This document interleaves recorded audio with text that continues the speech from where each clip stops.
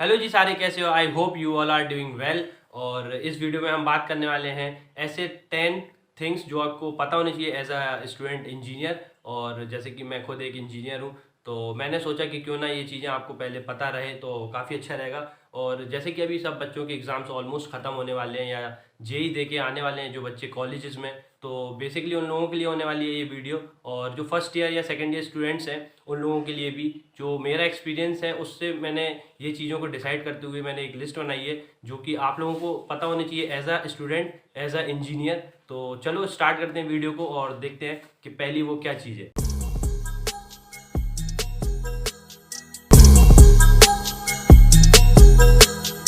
तो यार, आप क्या करते हो? जेई का एग्ज़ाम दे के आते हो या डिफरेंट डिफरेंट कॉलेजेस के लिए आप एग्ज़ाम की तैयारी कर रहे होते हो 1-2 साल से, और फिर अब आपकी जर्नी स्टार्ट होने वाली होती है, एकदम नई जर्नी।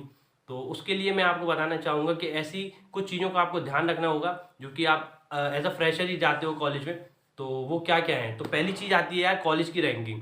मतलब बहुत लोग होते हैं जो कॉलेज डिसाइड नहीं कर पाते हैं कि आइदर उनको इस कॉलेज में जाना चाहिए या इस कॉलेज में जाना चाहिए। तो यार बेसिकली मेरे लिस्ट में जो आता है वो होता है कॉलेज की रैंकिंग। तो कॉलेज की रैंकिंग से आपको डिसाइड करना चाहिए कि कैसे आपको कॉलेज को चूज़ करना है। और एनआईआरएफ रैंकिंग, जैसे कि आप सभी जानते होंगे, एनआईआरएफ रैंकिंग में यार काफ़ी सारी चीज़ें इंक्लूड होती हैं, जैसे कि कॉलेज का इंफ्रास्ट्रक्चर, उधर की फील्ड, उधर का एजुकेशन, उधर की लैब्स, और काफ़ी सारी चीज़ें होती हैं जो कि डिपेंड करता है कि कॉलेज टू कॉलेज आप कई कॉलेजेस ऐसे देखोगे जिसमें जो गवर्नमेंट कॉलेज है वो नीचे होते हैं, लेकिन कुछ प्राइवेट कॉलेज जो टॉप के प्राइवेट कॉलेज है वो एनआईआरएफ रैंकिंग में टॉप पर होते हैं, बिकॉज ऑफ क्योंकि उनका इंफ्रास्ट्रक्चर और काफ़ी सारी चीज़ों पर डिपेंड करता है, प्लेसमेंट्स एंड ऑल। तो उसको देखते हुए वो एनआईआरएफ रैंकिंग देते हैं। तो आप पहले अपने कॉलेज को देखते हुए ये डिसाइड करो कि उसकी रैंकिंग कहाँ है। अगर आप स्टेट लेवल के कॉलेज को देख रहे हो तो उसको स्टेट लेवल में आप कंपेयर करो कि वो स्टेट में किस लेवल पे आता है और अदर कॉलेजेस के।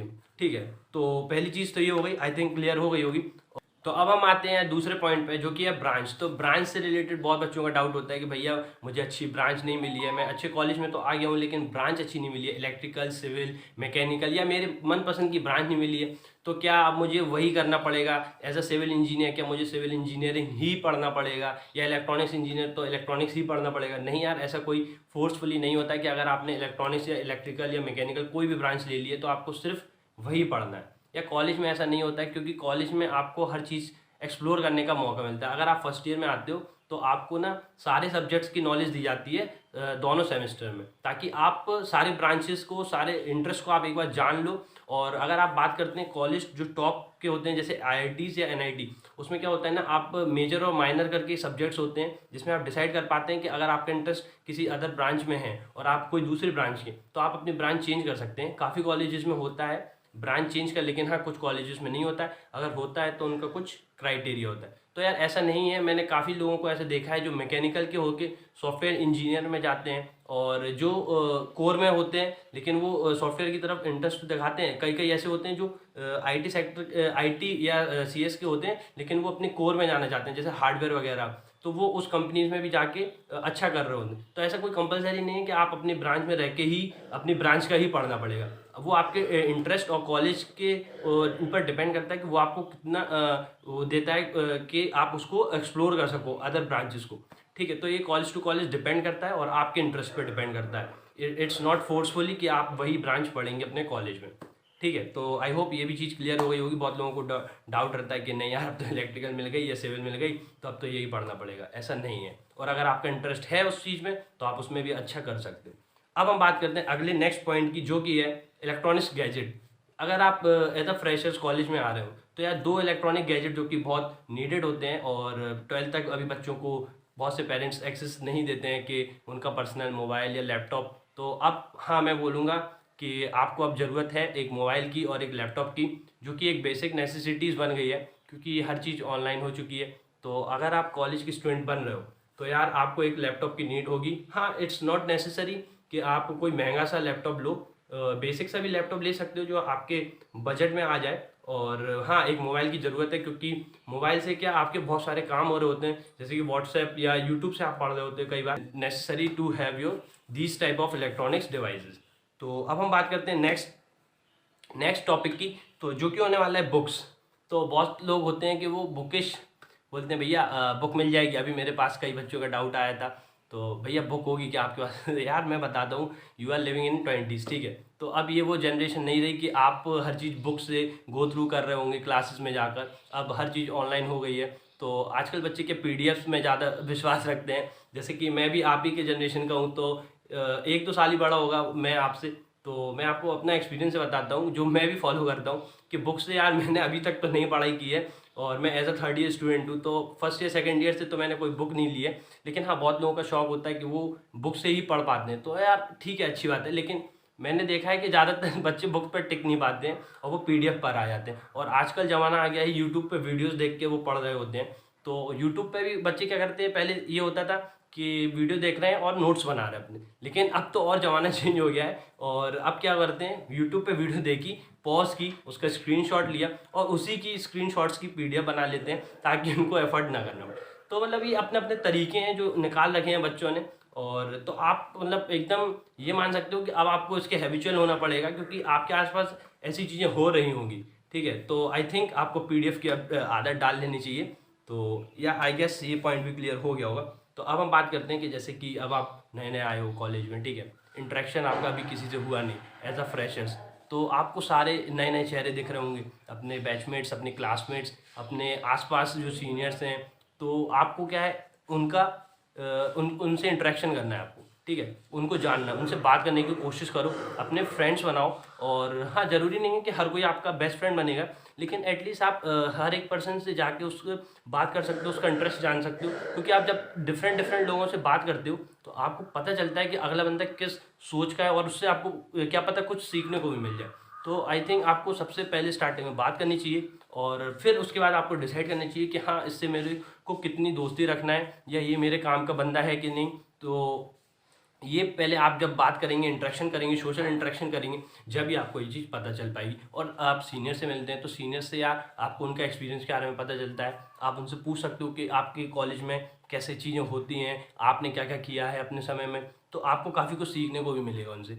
तो यार ये बेसिक सी चीज़ है कि आप जाके लोगों से मिलो, बात करो, उनसे पूछो कि कैसे करना है। अगर आपके गोल्स मैच होते हैं उनके साथ, तो आप उनके साथ और डिस्कस करो। और उसी गोल जो आपका गोल है और आपके कोई सीनियर है, तो उन उन लोगों के पास जाओ, उनसे पूछो उन्होंने कैसे किया, उन्होंने कैसे अचीव किया, या उनसे क्या गलतियां हुई हैं जो आपको नहीं करनी चाहिए। तो यार इससे काफ़ी सारे फायदे होंगे।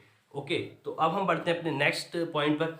तो जैसे कि अब बहुत सारे बच्चे क्या अभी फर्स्ट ईयर में होते हैं, उन पर कुछ ज़्यादा इतना लोड होता नहीं है।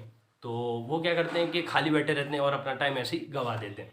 तो मैं बोलूँगा कि इस टाइम को आप यूटिलाइज कर सकते हो डिफरेंट डिफरेंट अपॉर्चुनिटीज़ को एक्सप्लोर करके।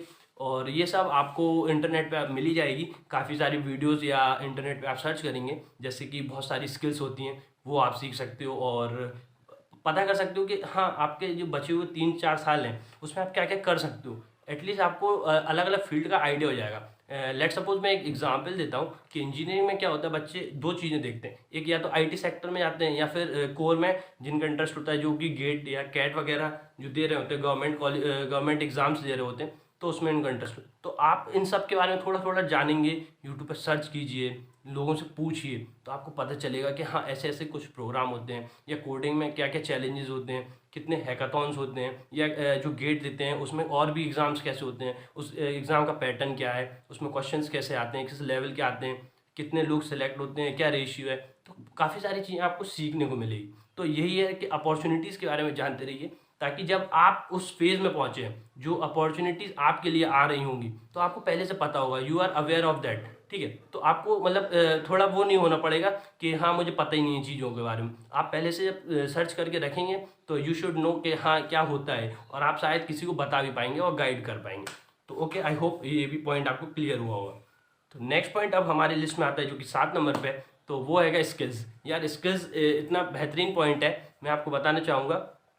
अगर आप बोलेंगे कमेंट सेक्शन में, आप मुझको बताइए अगर इस पर आप एक अलग से वीडियो चाहते हैं कि वो कौन सी स्किल्स हैं जो आपको सीखनी चाहिए। तो स्किल्स में ये है कि स्किल्स आपको बहुत सारी चीज़ों में हेल्प कर रहा होता है, जैसे कि आपके पर्सनैलिटी ग्रोथ में, आपके फाइनेंशियल ग्रोथ में, और आपके कम्युनिकेशन में। तो यार फाइनेंशियल ग्रोथ में ऐसे ही जैसे कोई भी स्किल सीखी आपने, तो उसको आप मोनेटाइज कर सकते हो। वो स्किल्स क्या हो सकती है, कुछ भी हो सकती है। जैसे कि एक एग्जांपल, जैसे कि आपने डेवलपमेंट वेब डे सीख लिया, तो फ्रीलांसिंग से आप उससे पैसे कमा सकते हो। या फिर वीडियो एडिटिंग सीख लिया तो उससे आप पैसे कमा सकते हो, या फिर उससे इंटर्नशिप कर सकते हो। तो मतलब ये एक छोटी सी स्किल है, और भी सारी स्किल्स होती हैं। अगर आप बोलोगे तो मैं एक सेपरेट वीडियो बनाऊंगा कि कौन कौन सी स्किल्स आपको सीखनी चाहिए, जो कि एज अ फ्रेशर आप अगर कॉलेज में आते हो तो, या मैं उसके लिए एक वीडियो बना दूंगा। और स्किल्स काफ़ी हेल्पफुल होंगी आपके करियर में लॉन्ग टर्म के लिए भी, ठीक है। और अब हम बात करते हैं, तो बात करते हैं फाइनेंशियल एजुकेशन की। यार financial education is very important part of your life. जैसे कि आप एज अ कॉलेज स्टूडेंट जब आप यहाँ से निकलते हो, या ड्यूरिंग योर कॉलेज जब आप इंटर्नशिप्स कर रहे होते हो या फ्रीलांसिंग कर रहे होते हो, तो आप कुछ अमाउंट ऑफ मनी कमा रहे होते हो, तो उसको मैनेज करना नहीं आता है और लोग इधर उधर वेस्ट कर देते हैं अपना मनी, मतलब फालतू चीज़ों में कुछ खरीद लिया है कुछ खा लिया। तो आपको एक अगर नॉलेज होगी, फाइनेंशियली नॉलेज होगी कि पैसे को कैसे मैनेज करना है, कहाँ इन्वेस्ट करने चाहिए, अगर आप ये बिगनिंग से आपको ये पता होगी चीज़ों को, तो आप शायद उसका बहुत यूटिलाइज कर पाएंगे उस चीज़ का। तो आई थिंक आपको ये चीज़ भी सीखना चाहिए। जैसे कि मैंने अपने फर्स्ट ईयर में मैंने खुद ये रचना रनाडे, सी ए रचना रनाडे, अगर आप सर्च करेंगे उनका कोर्स मैंने सीखा था, और काफ़ी अच्छा कोर्स था यार उनका। तो आप भी ऐसे ही यूट्यूब पे जाके और भी बहुत सारे वीडियोस हैं आपको मिल जाएंगे, तो आप उनके बारे में जान सकते हैं, स्टॉक मार्केट क्या होता है ना। और छोटे मोटे इन्वेस्टमेंट आप स्टार्ट कर सकते हो, और जिसका अगर इंटरेस्ट आता है तो वो काफ़ी अच्छे लेवल तक गया है, और हमारे साथ के ही लोग काफ़ी अच्छा कर भी रहे हैं इस फील्ड में। तो चलो ये भी आपको एक बताने वाली पॉइंट था जो कि बहुत इंपॉर्टेंट था। तो अब हम बढ़ते हैं नेक्स्ट पॉइंट जो कि है कम्युनिकेशन। कम्युनिकेशन की बात करते हैं। कम्युनिकेशन यार आपके लाइफ में, आपके करियर में बहुत ज़्यादा हेल्प कर रहा होता है, क्योंकि कम्युनिकेशन से आपका कॉन्फिडेंस बूस्टअप होता है। जैसे कि आप कहीं प्रेजेंटेशन देते हो या स्टेज परफॉर्म करते हो, तो आपको लीडरशिप क्वालिटी ये बिल्ड करता है। कम्युनिकेशन से आपको चीज़ों के बारे में पता चलता है, नॉलेज मिलती है लोगों से, ठीक है। और आपका कॉन्फिडेंस तो बढ़ता ही। अगर आप कोई भी इंटरव्यू दे रहे हैं तो वहाँ पे आपका कम्युनिकेशन स्किल्स काफ़ी हेल्प कर रहा होता है। आइदर वो किसी भी चीज़ का इंटरव्यू होता है, और यार ये करियर में तो बहुत ज़्यादा हेल्प कर रहा होता है, क्योंकि अगर आपको कम्युनिकेशन स्किल्स आती हैं तो आप लाइफ में कुछ भी कर सकते हैं। अगर आप स्टार्टअप ही बात करते हैं, तो स्टार्टअप अगर आप करना चाहते हैं वो कम्युनिकेशन स्किल्स से ही होता है, ठीक है। क्योंकि आपको कम्युनिकेशन स्किल्स हैं तो आप अपना आइडिया दूसरों को प्रेजेंट कर पाएंगे इन अ बेटर वे, ठीक है। और आप इसी कम्युनिकेशन स्किल्स से आप दूसरों के आगे अच्छा देख पाएंगे, क्योंकि लोग सोचते तो बहुत सारे हैं, लेकिन आपका प्रेजेंट करने का तरीका वो डिपेंड करता है कम्युनिकेशन स्किल्स पे। तो यार ये बहुत एक इंपॉर्टेंट चीज़ है, और इसको सीखने के लिए आप लोगों से इंटरेक्ट करो, जैसे कि मैंने आपको पहले भी बताया, और वहीं से आएगा ये चीज़ आपको। और या आपके कॉलेज में कोई भी फंक्शन होता है या फिर कोई परफॉर्मेंस वगैरह हो रही है, तो आपका जहाँ भी इंटरेस्ट हो तो वहाँ पे आप जा सकते हैं। इसी से रिलेटेड मेरा नेक्स्ट पॉइंट भी जुड़ गया है जो कि है हॉबीज़। तो लास्ट पॉइंट है जो कि हॉबीज़, अगर जैसे बहुत बच्चे क्या होते हैं कि हॉबीज़ होती हैं गिटार बजाना, डांसिंग करना, सिंगिंग करना, और वो अभी जेई की प्रिपरेशन जब कर रहे होते हैं तो वो ये सब एकदम बंद हो जाता है उनका।